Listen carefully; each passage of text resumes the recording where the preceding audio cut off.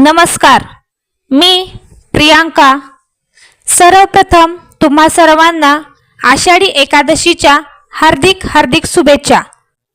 आज आपण बनवणार आहोत अतिशय सोपे, पौष्टिक आणि चविष्ट गुळ शेंगदाणा लाडू। सर्वप्रथम शेंगदाणे भाजून घ्या आणि ते थोडा वेळ थंड होण्यासाठी ठेवा। याच्यानंतर गुळ चिरून घ्या। तुम्ही गुळ बारीक चिरू शकता किंवा मिक्सर मधूनही फिरवून घेऊ शकता। गुळामुळे लाडूचा गोडवा अजूनच वाढतो। याच्यानंतर सर्वप्रथम आपण जे शेंगदाणे भाजून ठेवले होते ते अगोदर मिक्सरला वाटून घ्या। तुम्ही हे शेंगदाणे अधिक बारीक किंवा थोडंसं जाडसरही वाटू शकता। आता याच्यानंतर बारीक केलेले शेंगदाणे आणि बारीक चिरलेला गूळ हे मिक्सरला वाटून घ्या।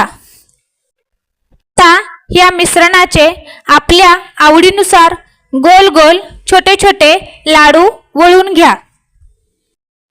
हे बघा, काही मिनिटातच स्वादिष्ट आणि आरोग्यदायी गूळ शेंगदाणा लाडू तयार आहेत।